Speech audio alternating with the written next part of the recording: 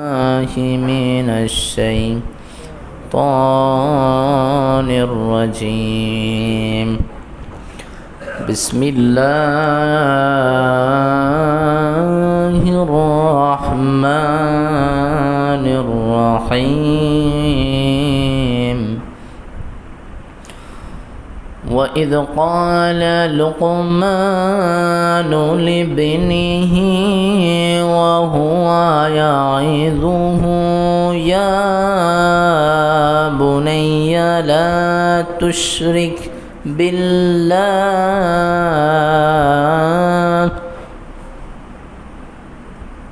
إن الشرك لظلم عظيم. إن الشرك لظلم عظيم. إن الشرك لظلم عظيم.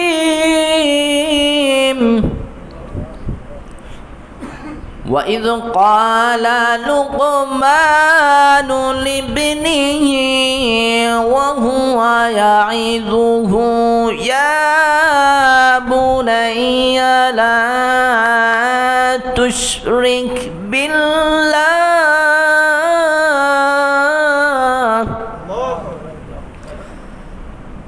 إن الشرك لظلم عظيم.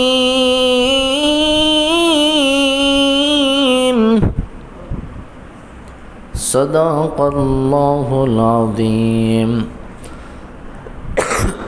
وقال النبي صلى الله عليه وسلم أكبر الكبائر الإشراك بالله وعقوق الوالدين وقتل النفس. إن الله وملائكته يصلون على النبي يا أيها الذين آمنوا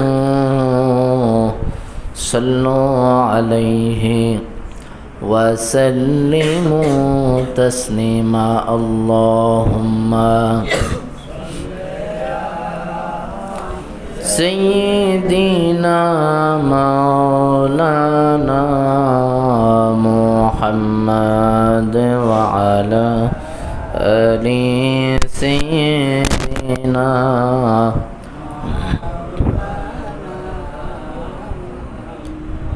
সাগর থেকে মুক্তাইনে মালা বানাবো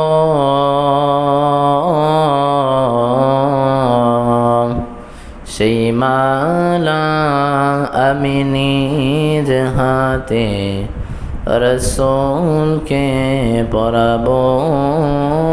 আল্লাহুম্মা সাল্লি আলা مولانا محمد وعلى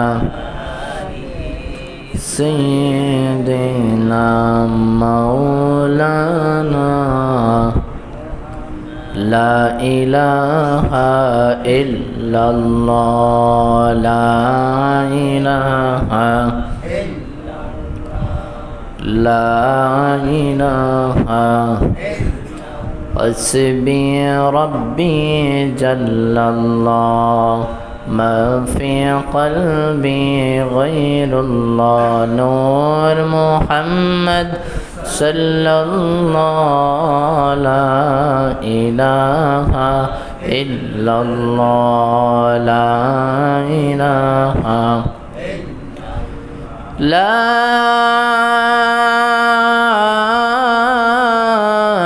إله إلا الله محمد رسول الله صلى الله عليه وسلم. সকলে পড়ি আলহামদুলিল্লাহ। মহান আল্লাহ পাক রব্বুল আলামিনের দরবারে লক্ষ কোটি শুকরিয়া, যিনি আমাদেরকে এই পবিত্র মোতাবারক জুমার দিনে জুমার নামাজ আদায় করার জন্যে এই পবিত্রকর মসজিদে আসার মতো, বসার মতো, কোরআন ও হাদিসের আলোকে নির্দিষ্ট একটা বিষয়কে কেন্দ্র করে কিছু কথা শোনার মতন সুযোগ আমাদেরকে দান করেছেন। সেই মনিবের দরবারে কালিমাতুশ শুকর আদায় করছি, বলি আলহামদুলিল্লাহ। লক্ষ কোটি দরুদ সালাম আল্লাহর সৃষ্টির প্রধান আকর্ষণ, শামসুল হিদায়া বদরুদ্দুজা সৈয়দুস সাকালাইন ইমামুল মুরসালিন খাতামুন নবিয়্যিন সরকায়ে দু আলম নূর মুজাসসাম নূরুন আলা নূর মুহাম্মাদুর রাসূলুল্লাহ সাল্লাল্লাহু আলাইহি ওয়াসাল্লামের উপর, যাকে আল্লাহ তাআলা আজ থেকে প্রায় ১,৫০০ বছর পূর্বে এই পৃথিবীতে বিশ্ব মানবতার মুক্তির দিশারি হিসেবে, বিশ্ব মানবের জন্য আলোর মশাল হিসেবে প্রেরণ করেছিলেন। সেই বিশ্ব নবীর শ্রেষ্ঠ নবীর শ্রেষ্ঠ উম্মত হিসেবে রব্বুল আলামিন আমাদেরকে কবুল করে নিয়েছেন, বলি আলহামদুলিল্লাহ। সম্মানিত উপস্থিতি, গত জুমাতে আমরা আল্লাহ তাআলার তাওহীদ, আল্লাহ তাআলা যে এক, এই বিষয় নিয়ে আমরা কথা শুনেছিলাম। আপনাদের কি মনে আছে? তো এই তাওহীদ ফিল্লাহ, আল্লাহ তাআলার প্রতি আল্লাহ যে এক, এই বিষয়কে বিশ্বাস করা। তাওহীদ ফিল রুবুবিয়্যা, তাওহীদ ফিল উলুহিয়্যা। আল্লাহ যে আমাদের প্রতিপালক, তিনি যে আমাদের প্রতিপালন করেন, সেই বিষয়েও আল্লাহর প্রতি এই বিশ্বাস রাখা যে আল্লাহই আমাদেরকে প্রতিপালন করেন, এবং এই পৃথিবীর মধ্যে আল্লাহ ছাড়া আর কোনো মাবুদ নাই। মুসলমানের একটাই বিশ্বাস, আল্লাহ তাআলা ছাড়া কোনো এলাহ নাই, কোনো সাহায্যকারী নাই। যা কিছু চাইতে হবে সব কিছু কার কাছে বলেন? আল্লাহ তাআলা সব কিছু দেখতেছেন। ইন্নাল্লাহা বাসীরুম বিল ইবাদ, ইন্নাল্লাহা খাবীরুম বিমা তা'মালুন। আল্লাহ বলেন, আমি তোমরা কি করো সেটা আমি দেখি, অন্তরের মধ্যে কি ধারণা পোষণ করতেছো সেটাও আমি শুনি। বলেন আলহামদুলিল্লাহ। এটা আল্লাহ তাআলার একটা গুণ। আমরা এখানে যারা পাশাপাশি বসে আছি, কেউ বিভিন্ন বিষয় নিয়ে টেনশন করতেছি, কেউ আশেপাশের মানুষ একসাথে বসে আছে, আমরা জানি না। কথা বলেন ঠিক না? জানি না। কিন্তু আল্লাহ রাব্বুল আলামিন আরশ আজিমে, সেই আরশ আজিম থেকে প্রত্যেকটা বান্দার মনের খবর জানেন কি জানেন না?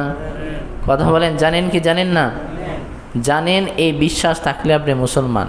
আর যদি বলেন যে আল্লাহ তাআলা জানেন না, এই বিশ্বাস স্থাপন করার সঙ্গে সঙ্গে মানুষরা কাফের হয়ে যায়। মানে আপনি আল্লাহ তাআলার, কাফের শব্দের অর্থ হচ্ছে অস্বীকার করা। মানে আল্লাহ যে সব কিছু জানেন এটাকে অস্বীকার করলেন। আল্লাহ তাআলার উলুহিয়াত, রুবুবিয়াত, উবুদিয়াতকে আপনি অস্বীকার করলেন।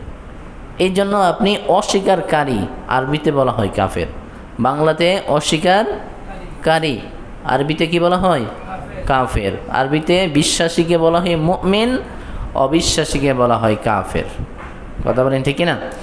সেই জন্য এই বিষয়গুলো খুব সেন্সিটিভ, খুবই সেন্সিটিভ। আল্লাহ তাআলার প্রতি যদি আমি মুসলমান হিসেবে, আমি বান্দা হিসেবে আমার ঈমান সুস্পষ্ট না থাকে, তাহলে দেখা যাবে আমার আপনার ইবাদত হচ্ছে কিন্তু কবুল হচ্ছে না। একটা জিনিসের দুইটা বিষয় থাকে, এটা হচ্ছে পজিটিভ একটা দিক আর একটা নেগেটিভ একটা দিক। তো গত জুমা দিয়ে আমরা পজিটিভ, আল্লাহ তাআলা আমাদেরকে সব কিছু দেন, এই বিষয়টা আমরা শুনেছি। আর আল্লাহর এই ওয়াহদানিয়ত, উলুহিয়ত কীভাবে ভেঙে যায় সে বিষয়টা আমরা জানবো আজকে। আপনি আল্লাহর প্রতি যে বিশ্বাস করেন, এটা আমরা বিশ্বাস করলাম, মেনে নিলাম। আমরা আল্লাহকে সবাই বিশ্বাস করি। কথা বলেন ঠিক না? আমানতু বিল্লাহ, আল্লাহর উপর ঈমান এনেছি। ওয়া মালাইকাতিহি, ফেরেশতাগণের উপর, নবী রাসূলগণের উপর, কিতাব, ফুলসিরাত, আখিরাত, সব কিছুর উপর আমরা ঈমান এনেছি। এই কথাটা ভেঙে যাইতে পারে এমন কিছু বিষয় আছে না নাই? আপনি জমিতে গাছ লাগাইছেন মানে এই না যে একেবারে এই গাছ বড় হয়ে গেছে, ফল ধরে ফেলছে। এটার প্রতি যত্ন নিতে হয় কি হয় না? এটার মধ্যে বিভিন্ন পোকামাকড় ধরে, তখন আপনি কীটনাশক ইউজ করতে হয়। এই গাছটাকে মারার জন্য বিভিন্ন ধরনের পোকামাকড় অ্যাটাক করে, কি করে না? তো এই পোকামাকড় যখন অ্যাটাক করে, আপনি যদি কীটনাশক ইউজ না করেন, এই ফসলে কি ফল আসবে না। তাহলে আপনি ঈমান নামক গাছ একটা রোপণ করছেন কিভাবে? যে আমি আল্লাহকে বিশ্বাস করি, এই কথার মাধ্যমে দুনিয়ার সব কিছু, আখেরাত, ফুলসিরাত সব কিছু বিশ্বাস করার মাধ্যমে ঈমান নামক একটা গাছ আপনার রোপণ হয়েছে। এখন এই ঈমান নামক গাছটাকে ধ্বংস করার জন্য, আপনার ঈমানটাকে বিনষ্ট করে অনেক কাজ আছে যেগুলো আপনার ঈমানটাকে নষ্ট করে দিবে। কথা বলেন ঠিক না? অনেক ছোটোখাটো গুনাহ আছে যেগুলো করলে বান্দার ঈমানে হালকা ত্রুটি হয়, ঈমান একেবারেই বিনষ্ট হয় না। আমি আবারও বলছি যে বিষয়টা অনেকই সেন্সিটিভ। আমরা মুসলমান, মুমিন, 5 ওয়াক্ত নামাজ পড়ি, কিন্তু আপনার অজান্তে আমাদের ঈমানটা নষ্ট হয়ে যাচ্ছে। ঈমান নষ্ট হওয়া মানে হচ্ছে একটা মানুষকে যেমন জীবন্ত জবাই করা, একটা মানুষকে একবার শুট আউট করে দেওয়া, একটা মানুষকে ফাঁসিতে ঝুলিয়ে একেবারে মৃত্যুদণ্ড নিশ্চিত করা, যেই কথা একজন মানুষের ঈমান বিনষ্ট হওয়া সেই কথা। আপনার একটা হাত ভেঙে গেছে অথবা একটা পা ভেঙে গেছে, আপনি বাঁচবেন কি বাঁচবেন না? বাঁচবেন না। কিন্তু যদি বলা হয় আপনার দেহ থেকে আপনার কল্যাণটাকে একেবারে আলাদা করে ফেলা হয়েছে, বাঁচার আর কোনো সুযোগ আছে? তাহলে ঈমান বিধ্বংসী, ঈমানকে নষ্ট করে দেয় এমন কিছু গুনাহ আছে যেগুলা একটা মানুষ যেমন মৃত্যুবরণ করলে তার আর কোনো অস্তিত্ব থাকে না, তার আর কোনো ভ্যালু থাকে না। মরা লাশ কেউ নিতে চায় বলেন? 1 পয়সার দাম আছে? তো একটা মানুষের যখন ঈমান থাকে না, তখন সেই মানুষটার 1 পয়সার দামও আল্লাহর কাছে নাই। সেই ঈমান বিধ্বংসী কিছু কাজের মধ্যে সর্বপ্রথম যেই কাজটা, সেটা হচ্ছে শিরক বিল্লাহ, আল্লাহর সাথে শরিক করা। তাহলে ঈমান নামক গাছ রোপণ করার পর ঈমান আনলেন, বাপ দাদার সূত্রে হোক, নিজে কালিমা পড়ে হোক, ঈমান আনার পর আপনার ঈমানটা ধ্বংস হয়ে যাচ্ছে এমন কিছু কাজের মাধ্যমে। আল্লাহ রাব্বুল আলামিন কুরআনুল কারীমের মধ্যে একটা সূরা নাজিল করে দিয়েছেন, সূরা লোকমান। লোকমান আলাইহিস সালাতু ওয়াস সালাম তাফসিরের মধ্যে, ম্যাক্সিমাম তাফসিরের মধ্যে কথাই আসছে, ইন্নাহু কানা আবদান সলিহা।